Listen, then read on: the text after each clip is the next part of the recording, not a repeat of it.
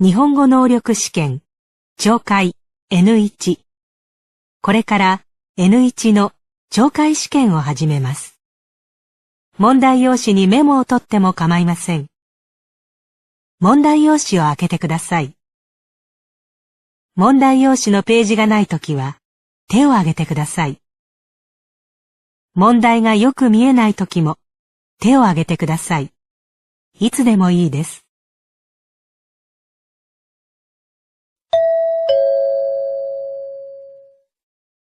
問題1。問題1では、まず質問を聞いてください。それから話を聞いて、問題用紙の1から4の中から、最も良いものを一つ選んでください。では、始めます。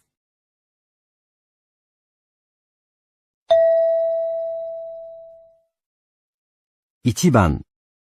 大学で女の先生と男の学生が話しています。男の学生はこの後、先生に何を送らなければなりませんか？佐藤さん、先週頼まれた大学院の受験のための推薦状、来週の金曜日までに渡せば間に合いますか？あ、はい。よろしくお願いします。学部での研究内容と進学するにあたっての志望動機を送ってくれたけど、推薦状の提出先の詳細も送ってくれませんか？詳細ですか。佐藤さんが研究したい研究のテーマが進学先の大学院で研究できるかどうか確認したいから、志望動機とも関連するし、そういった情報です。わかりました。佐藤さんの今後の研究の展望も、これまでの研究内容と合致していて、説得力がありましたね。そうでしょうか。お忙しいところ申し訳ありませんが、よろしくお願いします。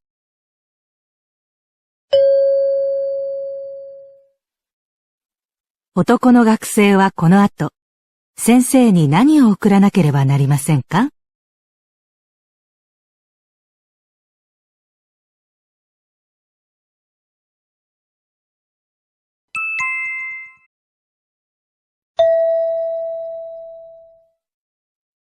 ？2番。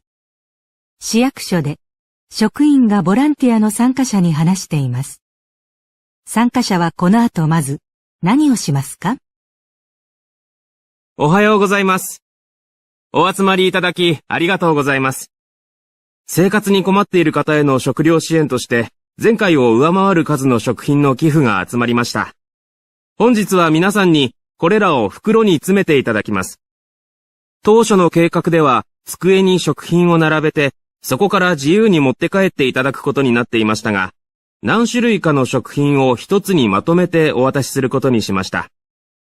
あらかじめ、食品を缶詰、ご飯など種類ごとに分けて段ボール箱に入れてありますので、作業をお願いします。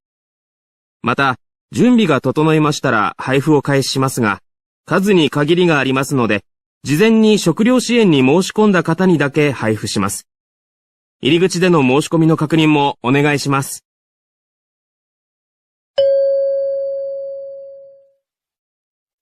参加者はこの後まず何をしますか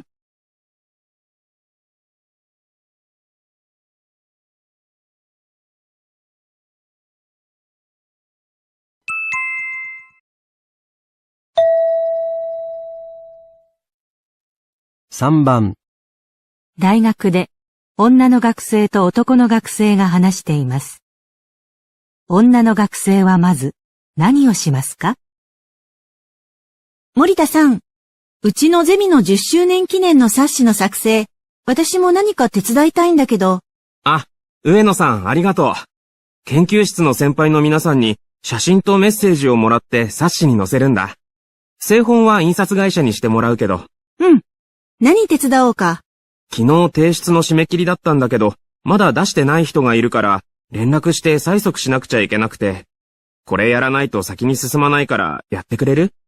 実は紙で出してきた人とメールでデータを出してきた人がいるから、誰がどっちで出してきたかをリストにして印刷会社に送らないといけないんだ。でも全員が出してくれないとリストもできないし困ってるんだよね。うん、わかった。このままだと印刷会社へ送るのが間に合うか心配だから、一度電話して少し遅くなってもいいか聞いてみようかな。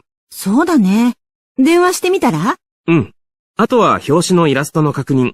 イラストが完成したら上野さんも意見聞かせてくれる？オッケー。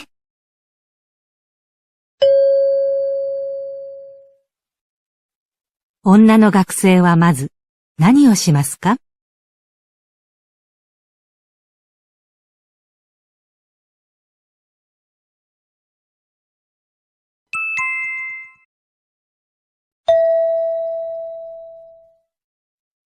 ？4番、会社で男の人と課長が話しています。男の人は資料をどのように修正しますか？課長、すみません。新商品のクッキーの社内プレゼンテーションですが、資料を直してみたので一度見ていただけますか？はい。前に指摘したパッケージのデザイン、修正しました？それについてはここにイラストを載せました。ああ。これなら商品のイメージと合いますね。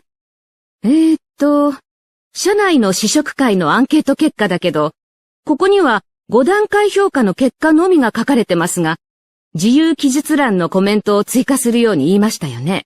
あ、はい。まだ作業中でして。実際に商品開発が始まったら、その部分がかなり重要になってくると思うから、必ず入れてくださいね。わかりました。原材料の説明については短くまとめられてるし、開発スケジュールについては前回から変更になってますが、これは営業部の許可も得てますよね。はい。では、急いで進めてください。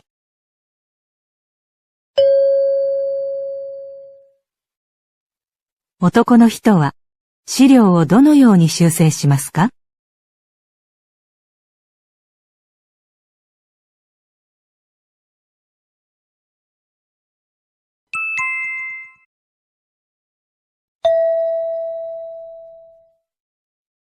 ？5番、観光バスの中でバスガイドがツアー客に話しています。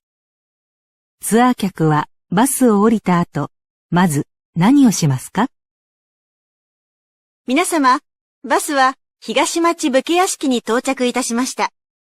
こちらは江戸時代に武士の住まいとして建てられました。入場の際に記名が必要ですが、団体での見学ですので、お名前はこちらで事前にまとめて提出しております。屋敷に上がる前に庭園で集合写真を撮りますので、入り口で来場者のバッジをお受け取りになった方から順に庭園の方にお回りください。記名は不要ですが、バッジは忘れずに受け取ってください。撮影後、まず中の資料コーナーで、東町武家屋敷の特徴や歴史についてのビデオ上映があります。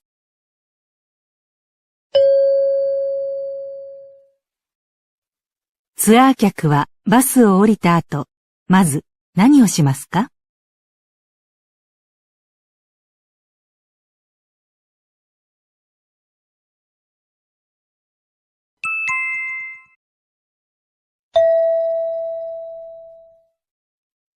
？6番、老人ホームで職員の女の人と男の学生が話しています。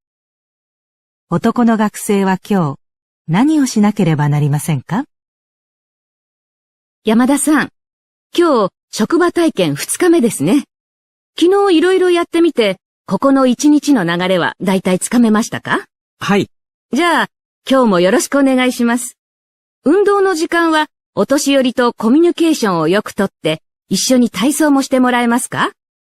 途中で私は昼食を並べる作業に回るけど、山田さんはそのまま続けてくれていいです。わかりました。昼食の時間に山田さんも休憩を取ってくださいね。職員の休憩室を使ってください。はい。昨日は入浴後、髪にドライヤーをかける作業をやってもらいましたが、どうでしたか？ああ、他の人の髪を乾かすの初めてだったんで緊張しました。いつもの職員の方とやり方が違ってるから嫌がられてないかなとか気になりました。そう。今日も皆さんの反応を見ながらやってみて、判断が難しい時があったらすぐ職員に聞いてください。わかりました。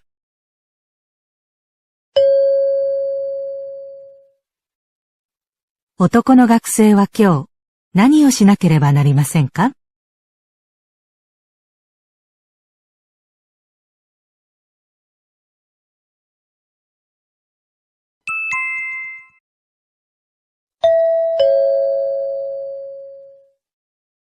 問題2。問題2では、まず質問を聞いてください。その後、問題用紙の選択肢を読んでください。読む時間があります。それから話を聞いて、問題用紙の1から4の中から、最も良いものを一つ選んでください。では、始めます。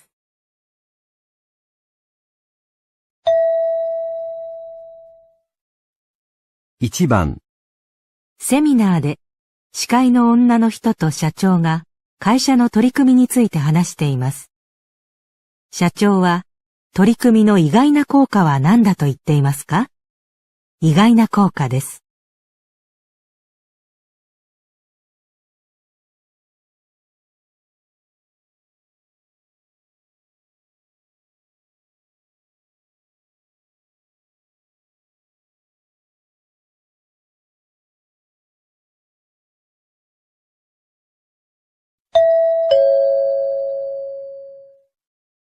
石田さんの会社では座禅の時間を導入されたとお聞きしましたが、詳しくお伺いできますか？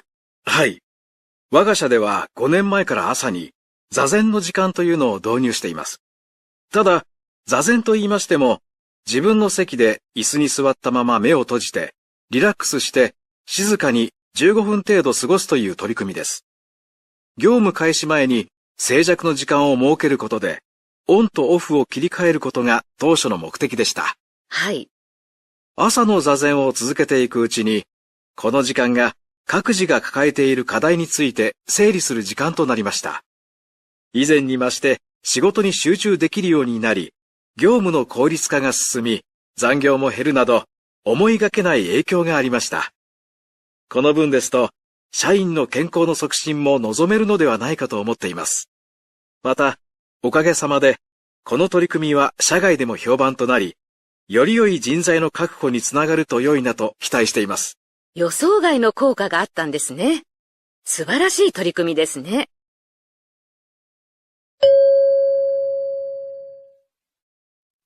社長は取り組みの意外な効果は何だと言っていますか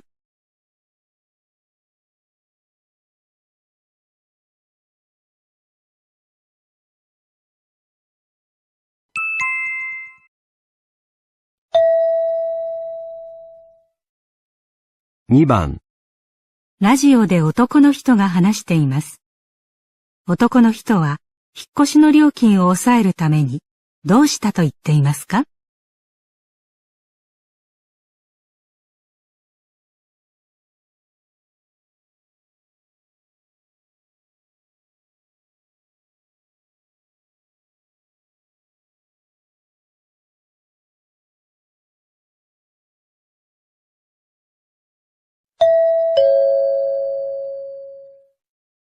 春の引っ越しシーズンですね。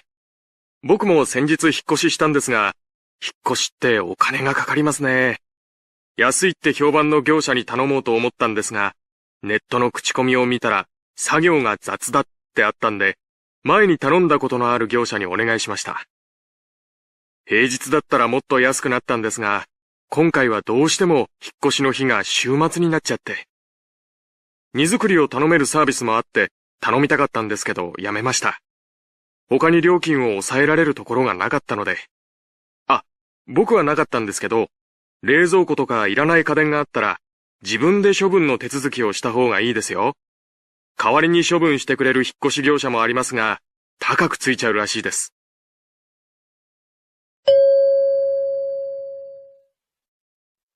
男の人は引っ越しの料金を抑えるためにどうしたと言っていますか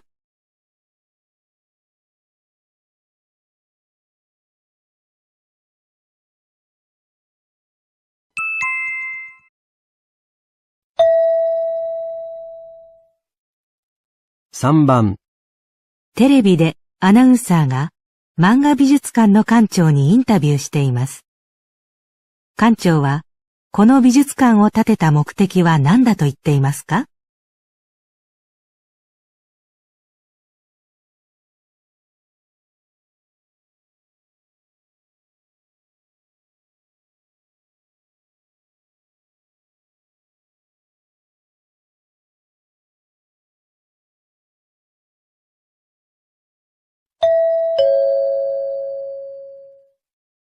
こちら、未来漫画美術館は今年開館15周年を迎え、漫画のファンの間でも話題になっています。館長の原さん、15周年おめでとうございます。ありがとうございます。原さんのお父様で、10年前に亡くなられた漫画家、原誠先生がお作りになった美術館ということですが。はい。父が若かった頃は、漫画の原稿は出版されてしまえば紙くずも同然の扱いだったそうです。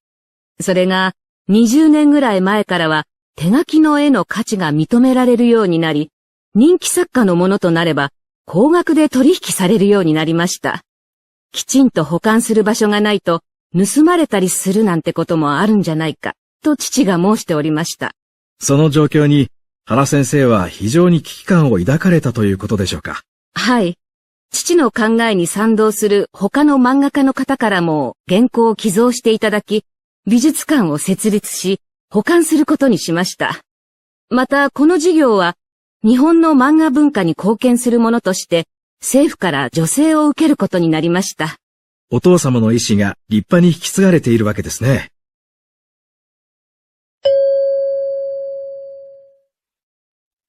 館長は、この美術館を建てた目的は何だと言っていますか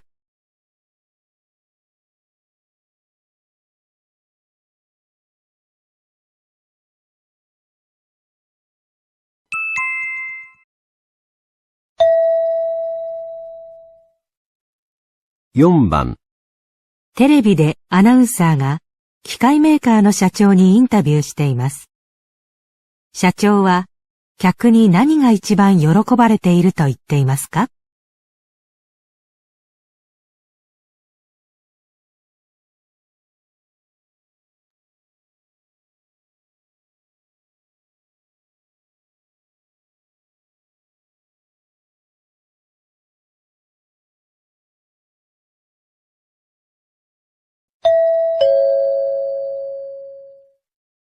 今日は株式会社富士の小山社長にお話を伺います。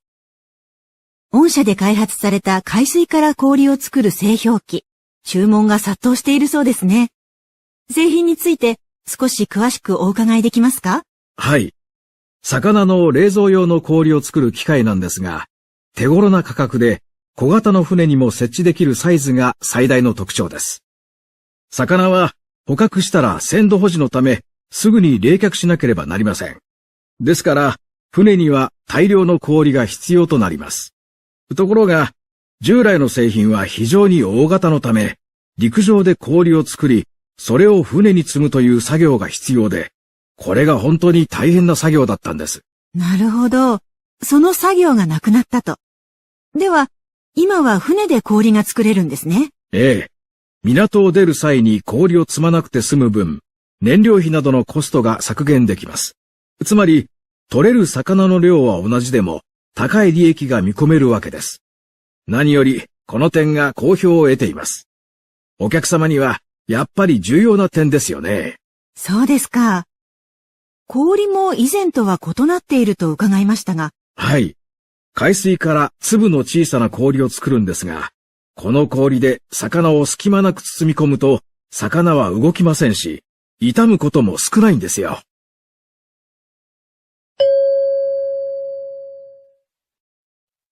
社長は客に何が一番喜ばれていると言っていますか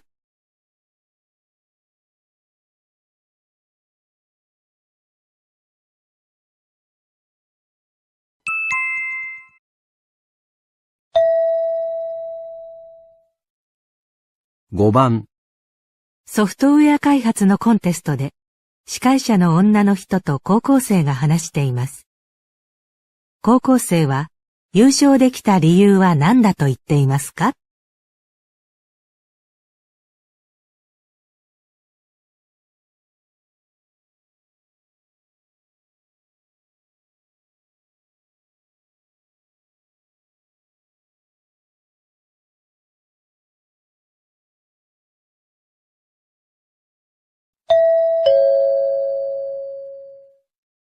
高校生によるコンピューターのソフトウェア開発のコンテスト。優勝チーム、西山高校のリーダー、鈴木さんです。おめでとうございます。ありがとうございます。では、開発されたソフトウェアについて説明してもらえますか？はい。僕たちは虫が大好きで、僕たちのような虫好きの人が虫の観察をより楽しめたらいいなと思ったのがきっかけで、このソフトを開発しました。虫を見つけた時にインターネット接続された携帯機器などで撮影すると、自動的にデータベースから検索されて虫の名前がわかります。そして、わかった虫の名前と撮影時の場所が自動で記録されます。素晴らしいですね。自分たちが興味があることだったので、夢中になってやりました。そうですか。勝利の決め手は何でしょうか？試作品ができた段階で小学生に頼んで実際に使ってもらい、その声をもとに改良を重ねたことが結果に結びついたのかなと思います。価値観が近い友達とチームを組んでできたので、とても楽しかったです。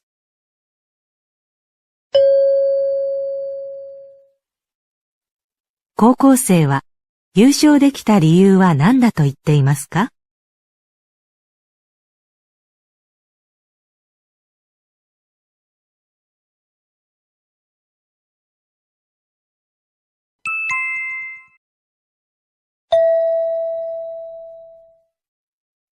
？6番、テレビでアナウンサーの男の人とレストランの社長が話しています。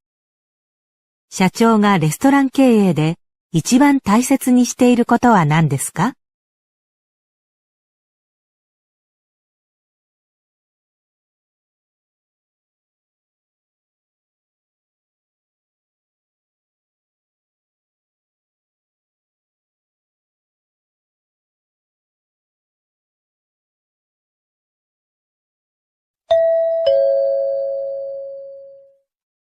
大人気のレストラン、さくらの経営者の本田さんにお話を伺います。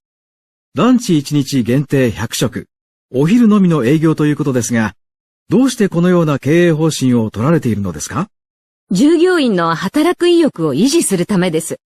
100食という上限が決まっていると、それに達したら終われるので、お客様が多く来店し忙しくなっても頑張れますが、上限がなく時間で区切ると、お客様が多ければ多いほど大変に感じます。ああ、なるほど。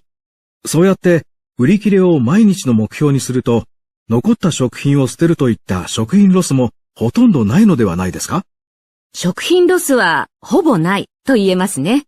それによってお店の利益も上がります。ただ、夜も営業した方が売り上げは増えるのではないかと思うのですが。確かにその通りです。ただ、ランチだけにしているのは、何より私と従業員のみんなが無理なく働くためで、経営の柱なんです。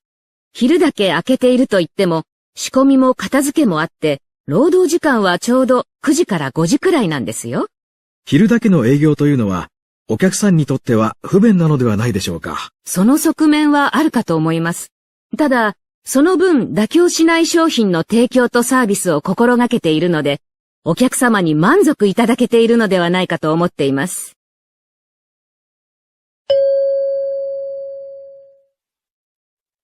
社長がレストラン経営で一番大切にしていることは何ですか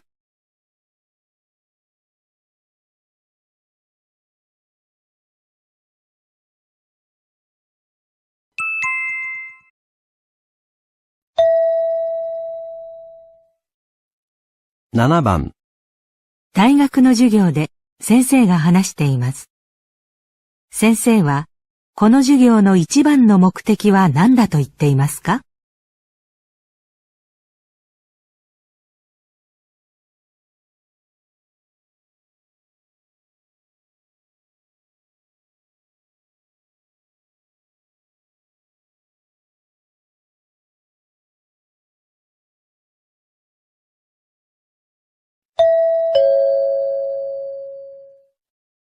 この社会文化概論の授業では、毎回社会と文化に関連する様々なテーマを扱っていきます。皆さんは社会と文化を分けて考えているかもしれませんが、それらはつながりがあることを理解していくことが大切です。授業は講義と討論の組み合わせで行います。講義や討論を通して文化と社会とのつながりを考えた上で、現在社会で起きていることを自分の身近なこととして捉えることがこの授業の目指すところです。そのためにもそれぞれのテーマに基づいて建設的な議論を進めていきましょう。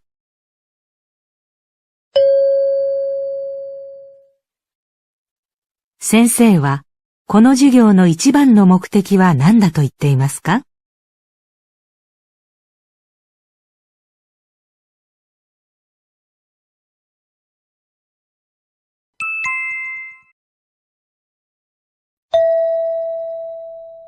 ここでちょっと休みましょう。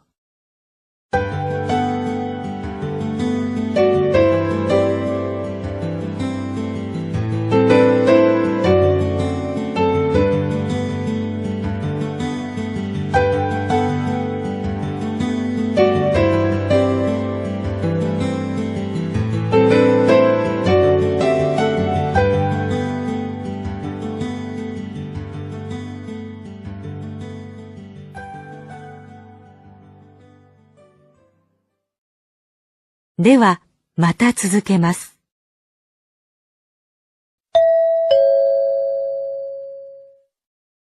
問題3。問題3では、問題用紙に何も印刷されていません。この問題は、全体としてどんな内容かを聞く問題です。話の前に質問はありません。まず話を聞いてください。それから、質問と選択肢を聞いて、1から4の中から最も良いものを一つ選んでください。では、始めます。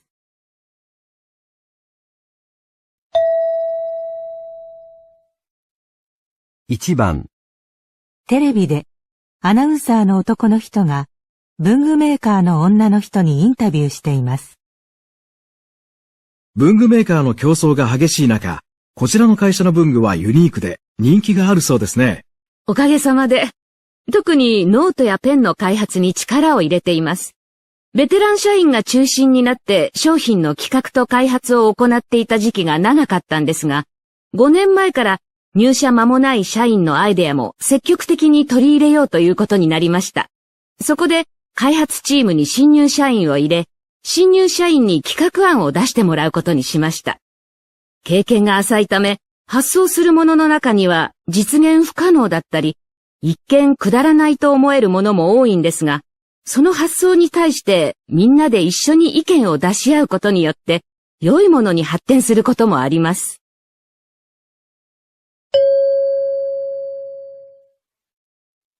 文具メーカーの女の人は何について話していますか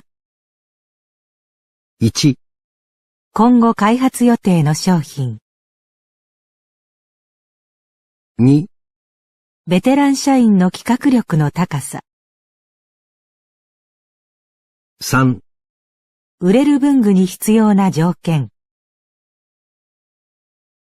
4、新商品を生み出す方法。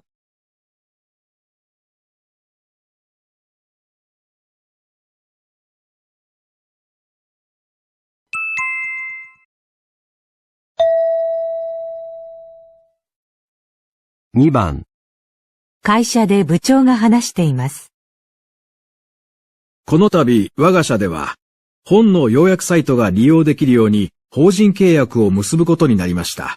これは、本の内容を短く要約して提供してくれるサービスです。社員の皆さんは、サイト内の本の要約が読み放題となるわけです。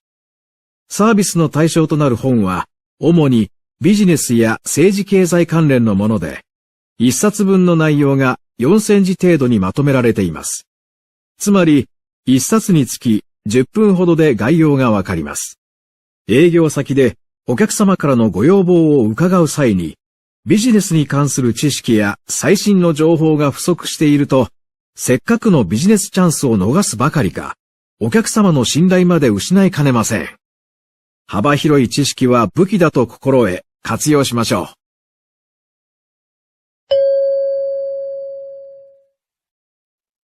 部長は何について話していますか1、人気がある本の要約サイト。2、客へ提供する新しいサービス。3、効率的に仕事を進める方法。4、要約サービスの利用の勧め。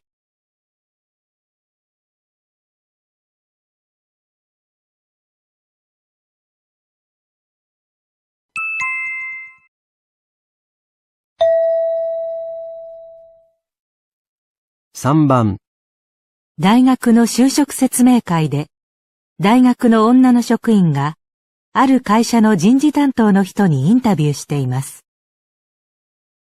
森川産業人事課の中山さんにお話を伺います。早速ですが、採用試験のグループディスカッションについてお話を伺いたいと思います。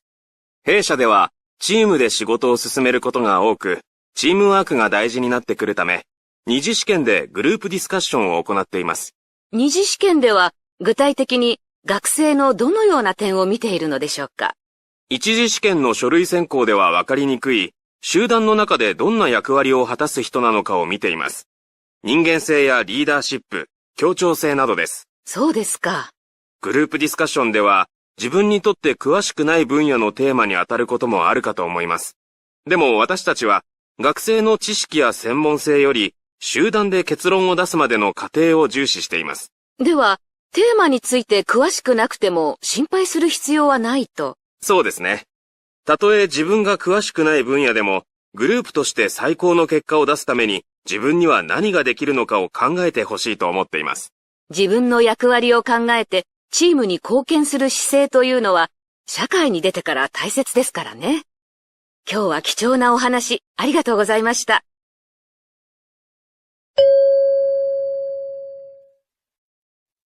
人事担当の人は何について話していますか？ 1、採用選考の過程で重視していること。2、入社前に勉強してほしいこと。3、最近の就職希望者の傾向。4、チームでの結果の出し方。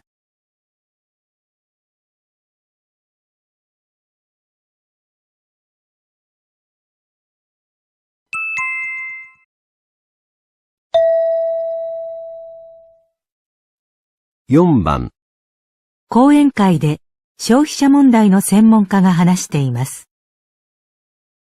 近年、日本でもインターネット上で不用品などの売買取引をするオークションサイトが普及しています。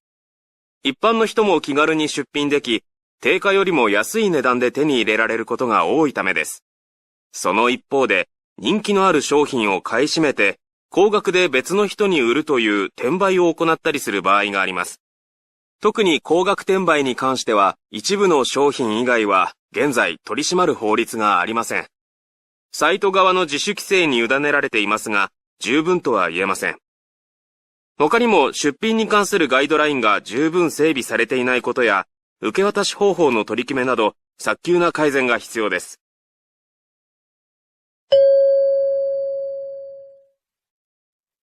専門家は、オークションサイトの何について話していますか？ 1、買い手にとってのメリット。2、売買における禁止事項。3、新しくなったガイドライン。4、運営上の課題。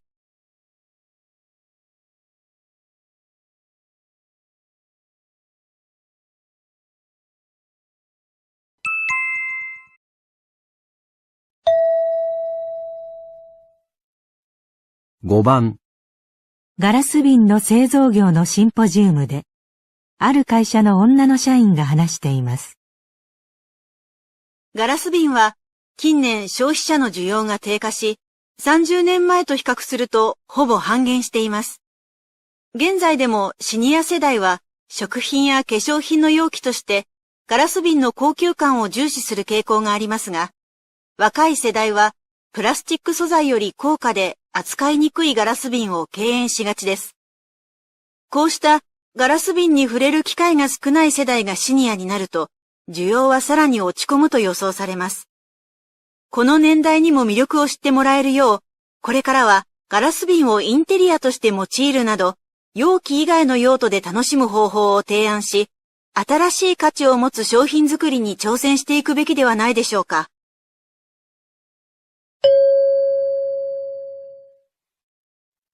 女の社員はガラス瓶についてどんな話をしていますか？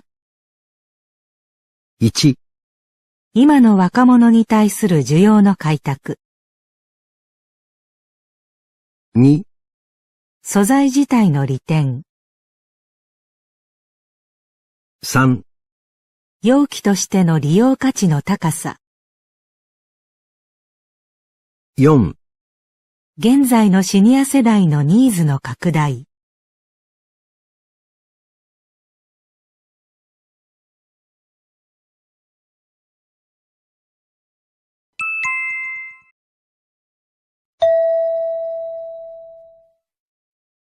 6番、大学の授業で先生が話しています。今日は地球温暖化、特に日本の気温上昇と気候の変化について考えます。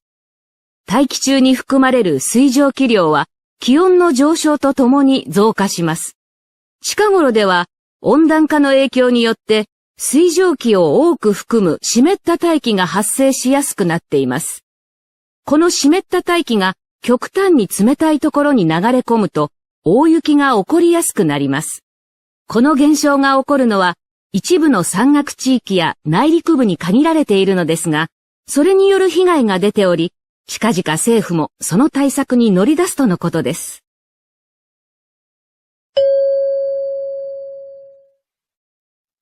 先生は何について話していますか？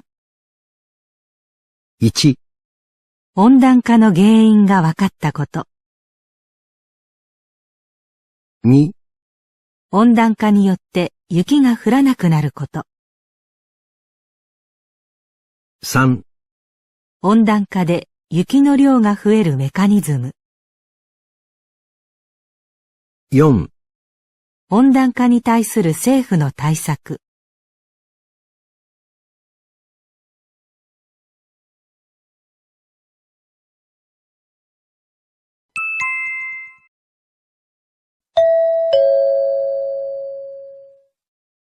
問題4。問題4では、問題用紙に何も印刷されていません。まず、文を聞いてください。それから、それに対する返事を聞いて、1から3の中から、最も良いものを一つ選んでください。では、始めます。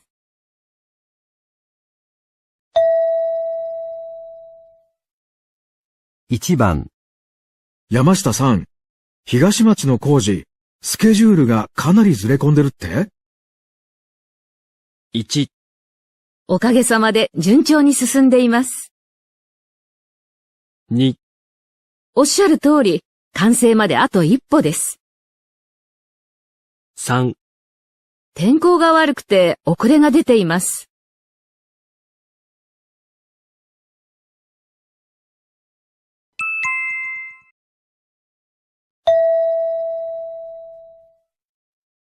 2番、昨日のドラマ、思いもよらない展開だったね。1、最初からどうなるか分かってたの？ 2、予想通りだったね。3、ほんとびっくりしたよね。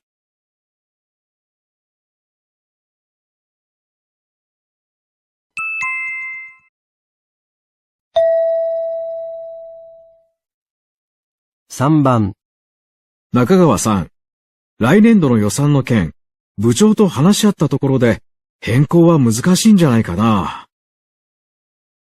1、ええ、話しても仕方ないかもしれませんね。2、あ、やっと話を聞いてもらえたんですね。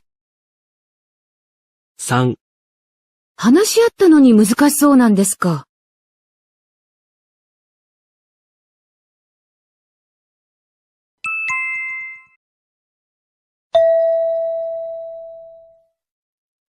4番、本日の健康診断の結果をお伝えしますので、来週の火曜日以降にお越し願えますか？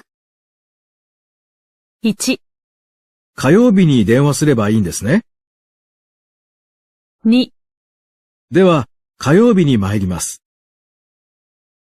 3、ああ、火曜日に送っていただけるんですか。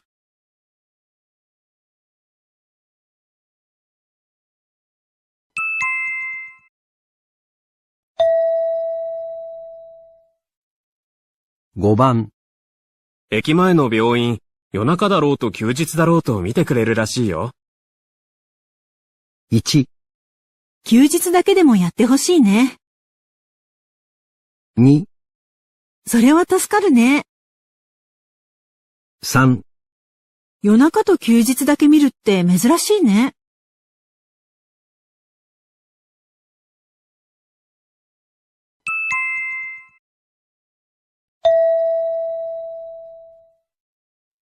6番、田中くん。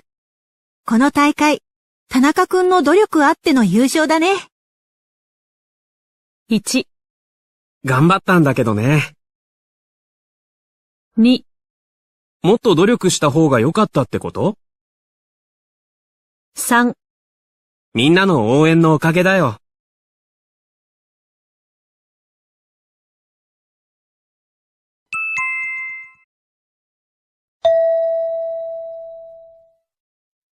7番、ゆうた、今日の宿題、ほったらかしにしてない？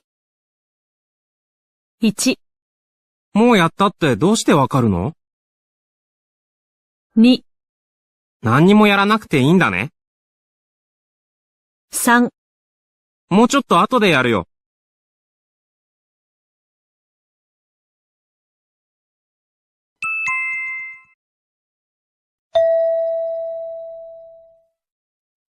8番、課長、今日のプレゼンですが、取引相手にも事前に資料を渡しておくべきでした。1、そうですね。今後は用意するようにしてください。2、資料、渡しておいて正解でしたね。3、相手も事前に見られてよかったんじゃないですか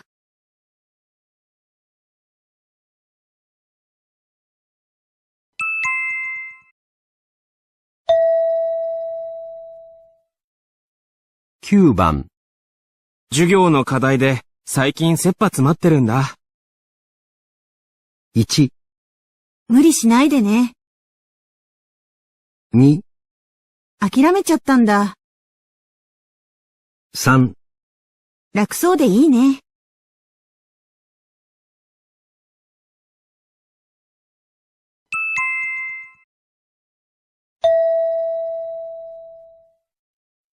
10番、佐藤さん、お借りしていたビデオカメラ、明日にでもお返しに上がります。1、ああ、いつでも構いませんよ。 2、わざわざ送っていただかなくても大丈夫ですよ。3、こちらから伺うのはちょっと難しいんですが。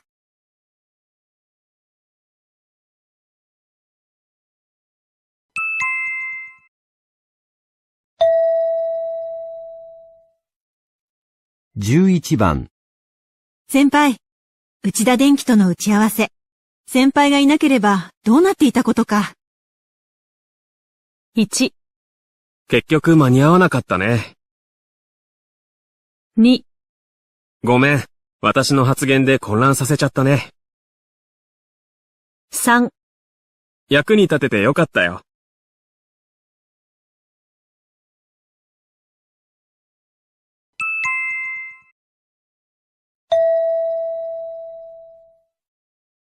12番、新商品の販売イベントの成功は晴れるか否かにかかっていますね。1、天気によって客の集まりが違いますからね。2、天気に関係なく成功するってことですか？ 3、天気と客の数には関連がないですもんね。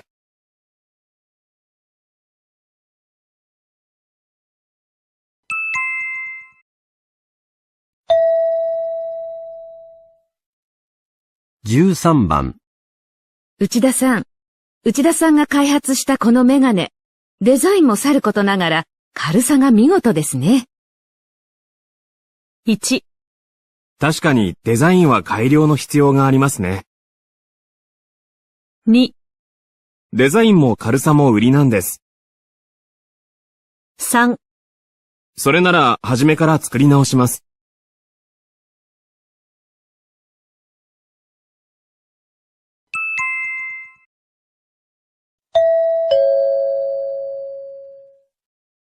問題5。問題5では、長めの話を聞きます。問題用紙にメモを取っても構いません。1番。問題用紙に何も印刷されていません。まず話を聞いてください。それから質問と選択肢を聞いて、1から4の中から最も良いものを一つ選んでください。では、始めます。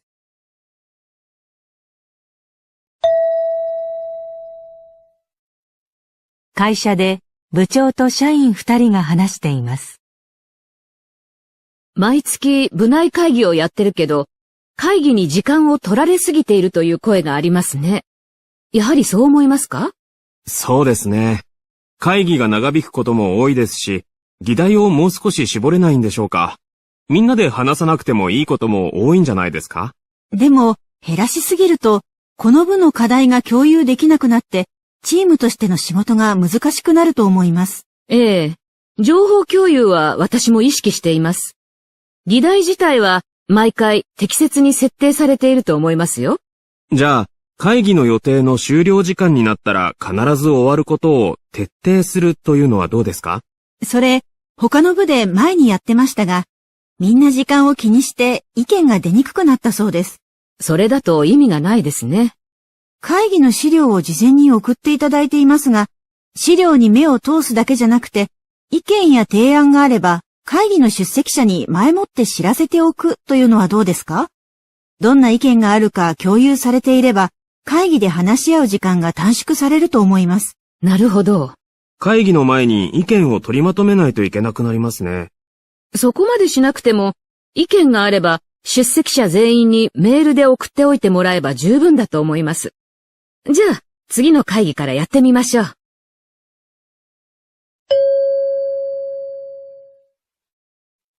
この部では、新たに何をすることにしましたか？ 1、会議の議題を絞る。2、会議の終了時間を守る。3、事前に出席者に資料を送る。4、出席者の間で事前に意見を共有する。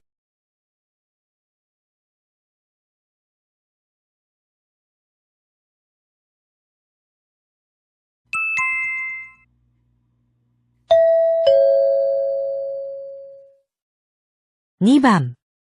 まず話を聞いてください。それから2つの質問を聞いて、それぞれ問題用紙の1から4の中から最も良いものを1つ選んでください。では、始めます。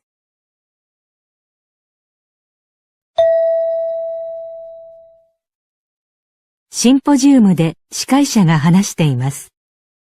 その後、男の人と女の人が話しています。第1部では、一生健康でいるためにというテーマで4人の先生方にお話を伺いました。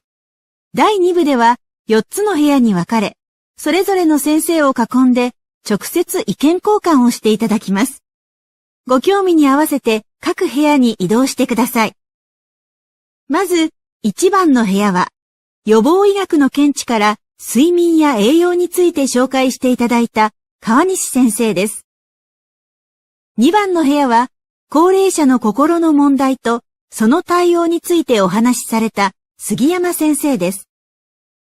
3番の部屋は、丈夫な体を作る体操についてお話しくださったスポーツトレーナーの高橋先生です。4番の部屋は病気の治療法に関する最新情報についてお話しくださった池田先生です。では10分後に開始します。第1部、勉強になりましたね。私、最近、スポーツジムに通い始めたんですけど、頑張って続けようと思いましたよ。へえ。じゃあ、第2部はスポーツトレーナーの先生のところに行くんですか？実は、最近よく母が、年を取ってできないことが増えてきたって落ち込んでて。だから、母を少しでも元気づける方法を聞きたいと思ってるんです。そうですか。いいアドバイスが聞けるといいですね。私は、病気を未然に防ぐ方法について話を聞こうと思ってます。最近頭痛がひどくて、病院に行って検査を受けたんです。そうなんですか？結局、特に何も悪いところは見つからなくて、寝不足が続いて疲れが溜まってただけみたいなんですけど。でも改めて、睡眠とか日々の生活習慣って大事だなと思うようになって。だから、その話を聞きに行こうと思ってます。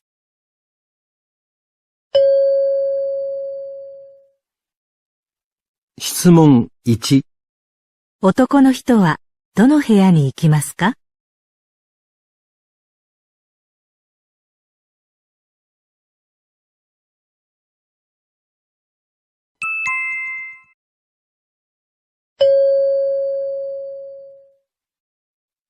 質問2、女の人はどの部屋に行きますか？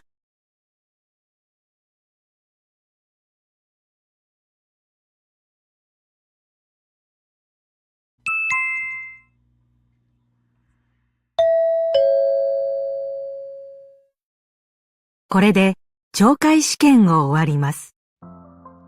ライクとサブスクライブのボタンを押してくださいね。